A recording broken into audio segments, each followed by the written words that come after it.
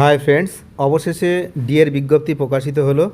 যেমনটা আমরা আগেই বলেছিলাম তেমনটাই কিন্তু দেখুন 13ই মার্চ 2026 ডেটের কিন্তু যে মেমোরেন্ডাম জারি হয়েছে, অর্থাৎ যে ডিএ যে দেওয়া হবে সেটা কিন্তু 13 তারিখেই ফিক্সড হয়ে গেছিলো, যেটা আমি আগে থেকেই বলছিলাম। আপনারা অনেকেই কমেন্ট করছিলেন যে নোটিফিকেশান বেরোবে না। দেখুন নোটিফিকেশান কিন্তু বেরিয়ে গেছে। তিনটে পেজ নোটিফিকেশান বার করেছে।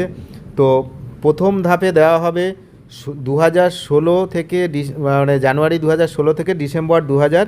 এই যে দেখুন এখানে পরিষ্কার লেখা রয়েছে যে জানুয়ারি 2016 টু ডিসেম্বর 2019 এইটা পর্যন্ত প্রথম ডিএ এবং ডিআর, অর্থাৎ পেনশনারদের জন্য ডিআর আর যারা হচ্ছে কর্মচারী যারা এখনও কর্মরত তাদের জন্য কিন্তু ডিএ। তাহলে ডিএ এবং ডিআর প্রথম ধাপে দেওয়া হবে। এই বকেয়া এআইসিপিআই অনুযায়ী কিন্তু হিসাব হবে। বকেয়া টাকা দুটি সমান কিস্তিতে দেওয়া হবে, দুটি সমান কিস্তিতে কিন্তু বকেয়া টাকা দেওয়া হবে। মার্চ 2026 থেকে সেপ্টেম্বর 2026-এ দেওয়া হবে। আর সুপ্রিম কোর্ট দ্বারা গঠিত যে মনিটরিং কমিটি তার চূড়ান্ত সিদ্ধান্তের উপরে ভিত্তি করে এই টাকার পরিমাণ অ্যাডজাস্ট করা হতে পারে। এপ্রিল 2008 থেকে ডিসেম্বর 2015 পর্যন্ত সময়ের বকেয়া মেটানোর পদ্ধতি পরে জানানো হবে। বুঝতেই পাচ্ছেন তাহলে যে আমাদের যে ইয়েটা সেটা কিন্তু প্রকাশিত হয়ে গেল। এই দেখুন ডিএ সংক্রান্ত আরও একটি নোটিফিকেশান যেটা একই ডেটের, সেখানে কিন্তু পরিষ্কার এখানে একটা ডিটেলস দেওয়া হয়েছে যে দেখুন এখানে কারা কারা পাচ্ছেন সেটা সব কিন্তু দেওয়া হয়েছে। দেখুন এই যে pensioner full partial, employee full partial, সবাই কিন্তু এই ডিএ কিন্তু সবাই হচ্ছে পাবেন। এবং DA DR would be calculated কীভাবে হবে সব ডিটেলস কিন্তু এখানে দিয়ে দেওয়া হয়েছে। প্রত্যেকটা ডিটেলস এখানে কিন্তু দিয়ে দেওয়া হয়েছে। তাহলে এই গেল 2 নম্বর নোটিফিকেশান। এরপরেও কিন্তু আরও একটি আছে, মোট 3খানা নোটিফিকেশান জারি করা হয়েছে মেমোরেন্ডাম নিয়ে, 3খানা কিন্তু জারি করা হয়েছে। এটা দেখতে পাচ্ছেন আরও একটি নোটিফিকেশান, সবই কিন্তু সাবজেক্ট কি এরিয়ার DRS alliance of service state government employees. এখানে কি রয়েছে দেখুন, এখানে পরিষ্কার এখানে গ্রুপ এ বি সি সবার কথা কিন্তু এখানে উল্লেখ করা আছে।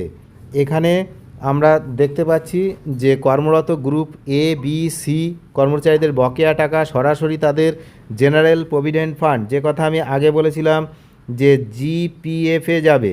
কাদের না, যাদের হচ্ছে যারা কর্মরত কর্মচারী। এই টাকা জমা হওয়ার দিন থেকে 24 মাস পর্যন্ত পদত্যাগের আগে সাধারণত অগ্রিম বা চূড়ান্ত প্রত্যাহারের জন্য ব্যবহার করা যাবে না। বুঝতেই পাচ্ছেন 2 বছরের জন্য লক করে দেওয়া হয়েছে, 2 ইয়ার্স লক। টাকা দিয়ে দেওয়া হচ্ছে জিপিএফে কিন্তু 2 বছরের জন্য লক। গ্রুপ ডি কর্মচারীদের বকেয়া টাকা সরাসরি তাদের ব্যাংকের অ্যাকাউন্টে নগদে জমা হবে। গ্রুপ ডিদের কিন্তু সরাসরি তাদের হচ্ছে নগদে জমা হবে। এই যে এইখানে লেখা আছে গ্রুপ ডি। সমস্ত যে নোটিফিকেশানগুলো এই ভিডিওর টেলিগ্রাম মানে যে বক্স ডেসক্রিপশান বক্সে টেলিগ্রাম চ্যানেলের লিঙ্ক থাকবে, সেখানে কিন্তু আপনারা পেয়ে যাবেন। আর পেনশনভোগী ও প্রাক্তন কর্মচারীদের জন্য যে নির্দেশিকা রয়েছে সেটা কিন্তু তাদেরকে নগদে প্রদান করা হবে ব্যাঙ্ক অ্যাকাউন্টে, যেমনটা আগেই বলেছিলাম। তাহলে পেনশনার এবং ফ্যামিলি পেনশনারদের জন্য তাদের অ্যাকাউন্টে সরাসরি চলে যাবে। আর কলকাতার বাইরে ট্রেজারি থেকে যারা পেনশন পান তাদের ক্ষেত্রে সংশ্লিষ্ট ট্রেজারি WBIFMS-এর মাধ্যমে এই টাকা দেবে। কলকাতার ক্ষেত্রে প্রিন্সিপাল অ্যাকাউন্ট জেনারেল ব্যাঙ্কগুলিকে এই টাকা দেওয়ার নির্দেশ দেবেন। আচ্ছা, এই ব্যয় মেজর হেড 2007 এর অধীনে বুক করা হবে। মৃত কর্মচারীদের ক্ষেত্রে তাদের মনোনীত ব্যক্তি বা আইনি উত্তরাধিকারীরা বকেয়া টাকা পাওয়ার যোগ্য হবেন এবং সংশ্লিষ্ট কর্তৃপক্ষ তা প্রদান করবে। আর কি না, সরকারি সাহায্যপ্রাপ্ত শিক্ষা প্রতিষ্ঠান, পঞ্চায়েত, মিউনিসিপ্যালিটি, তারপরে স্ট্যাচুটরি বডি ইত্যাদি গ্র্যান্ট ইন এইড প্রতিষ্ঠানের কর্মচারী ও পেনশনভোগীদের ক্ষেত্রে সংশ্লিষ্ট প্রশাসনিক দপ্তরগুলিকে জানুয়ারি 2016 থেকে ডিসেম্বর 2019 পর্যন্ত সময়ের বেতন ও পেনশনের তথ্য সংগ্রহ করতে বলা হয়েছে। অর্থ দপ্তরের অনুমোদনের পর তাদের বকেয়া মেটানোর পদ্ধতি আলাদাভাবে জানানো হবে।